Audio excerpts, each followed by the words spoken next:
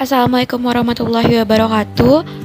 Kami dari kelompok 9 Pendidikan Kewarganegaraan yang terdiri dari Meisya Faradila Al-Aziza, Listi Tiani, dan juga Mayang Aulia Arsy akan memberikan hasil diskusi kami mengenai teori ketahanan nasional. Baiklah, yang pertama ada pengertian ketahanan nasional. Ketahanan nasional merupakan kemampuan suatu negara untuk mempertahankan integritas, identitas, dan juga kelangsungan kehidupan bernegara yang terhimpun dalam kekuatan nasional guna menghadapi segala ancaman dari segala aspek, baik dari internal maupun eksternal. Maksud internal dan eksternal di sini merupakan dari ancaman luar negeri maupun dalam negeri, yang tidak menutup kemungkinan bangsa masyarakat Indonesia sendiri dapat mengancam ketahanan nasional negaranya. Kemudian, bentuk ancaman tersebut bisa bersifat langsung dan juga tidak langsung, yang sangat membahayakan integritas, identitas, bahkan kelangsungan hidup berbangsa dan bernegara. Istilah ketahanan nasional dimulai dikenal sejak tahun 1960-an. Namun pada saat itu, definisi ketahanan nasional belum ada dan belum ditetapkan. Dan kemudian pada tahun 1968 barulah ada definisi ketahanan nasional tersebut. Kemudian ada 3 wajah ketahanan nasional. Yang pertama, ketahanan nasional sebagai kondisi dinamis, ancaman, tantangan, hambatan, dan gangguan di satu pihak, dan adanya keuletan, ketangguhan untuk mengembangkan kekuatan nasional. Yang kedua, ada ketahanan nasional sebagai konsepsi pengaturan dan penyelenggaraan negara, yaitu diperlukan penataan hubungan antara aspek kesejahteraan IPO, Lexus, BU, dan KAM, yang mana IPO, Lexus, BU, dan KAM merupakan singkatan dari ideologi, politik, ekonomi, sosial dan budaya, juga pertahanan dan keamanan. Yang ketiga, ada ketahanan nasional sebagai metode berpikir, suatu pendekatan khas yang membedakan dengan metode berpikir lainnya, dengan suatu tambahan bahwa seluruh gatra dipandang sebagai satu kesatuan yang menyeluruh. Selanjutnya ada landasan pemikiran ketahanan nasional. Yang pertama ada landasan ideal Pancasila. Kedaulatan yang utuh, nilai yang kebersamaan, kekeluargaan, dan harmoni serta demokrasi. Kemudian ada landasan konstitusional Undang-Undang Dasar 1945, di mana dalam Undang-Undang Dasar 1945 sangat banyak pembahasan mengenai ketahanan nasional. Dan yang terakhir ada landasan visional wawasan Nusantara, di mana ajaran yang diyakini kebenarannya oleh seluruh rakyat agar tidak terjadi penyesatan dan penyimpangan dalam upaya mewujudkan cita-cita dan tujuan nasional. Oke, selanjutnya ada tantangan, ancaman, hambatan, dan gangguan. Yang pertama, tantangan. Tantangan adalah suatu hal atau upaya yang bertujuan mengunggah kemampuan. Yang kedua, ancaman.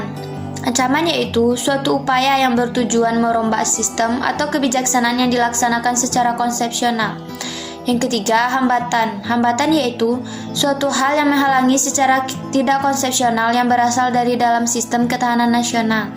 Yang keempat, ada gangguan. Gangguan adalah hambatan yang berasal dari luar sistem ketahanan nasional.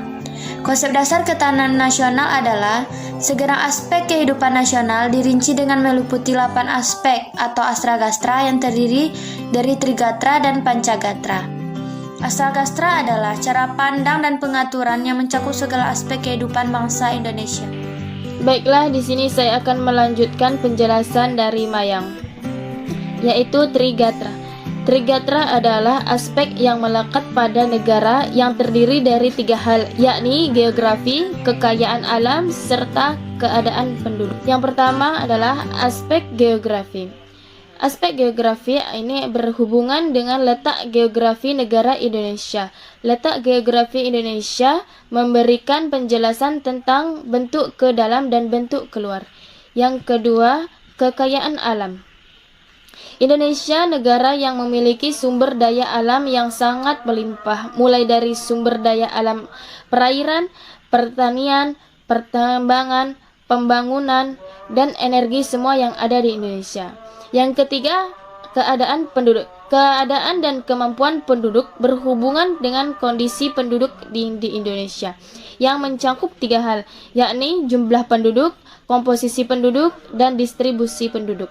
Kemudian Pancagatra. Pancagatra adalah aspek-aspek kehidupan nasional yang menyangkut kehidupan dan pergaulan hidup manusia dalam bermasyarakat dan bernegara dengan ikatan-ikatan, aturan-aturan, dan norma-norma tertentu. Dalam hal ini terdapat 5 aspek, yaitu ideologi, politik, ekonomi, sosial dan budaya, serta pertahanan dan keamanan. Ideologi bersumber dari suatu falsafah dan merupakan pelaksanaan sistem dari falsafah itu sendiri. Bagi bangsa Indonesia, Pancasila merupakan ideologi yang bersifat final, tidak bisa dirubah sama sekali. Sebagai konsep dasar, sebagai konsep kehidupan yang dicita-citakan. Kemudian ada politik. Politik bagi negara Indonesia merupakan asas, haluan usaha, serta kebijakan negara. Hal itu berkaitan dengan pembinaan, serta penggunaan potensi nasional baik yang potensial maupun yang efektif secara total untuk mencapai tujuan nasional. Oke, selanjutnya ada aspek Pancagatra. Yang pertama ada ekonomi, yaitu keterbukaan negara Indonesia diartikan sebagai upaya integrasi ekonomi nasional dengan ekonomi global, khususnya untuk menjadi bagian integral dari sistem pasar internasional. Dan yang selanjutnya ada sosial budaya, yaitu istilah budaya dipahami sebagai sistem nilai dari hasil cipta rasa karsa manusia yang menumbuhkan gagasan-gagasan utama dan menjadi kekuatan pendukung dalam menggerakkan kehidupan. Dan yang terakhir ada pertahanan keamanan. Pertahanan keamanan NKRI dilaksanakan dengan menyusun, mengerahkan, dan menggerakkan seluruh potensi dan kekuatan nasional secara terintegrasi dan terkoordinasi dengan TNI dan Polri sebagai kekuatan inti.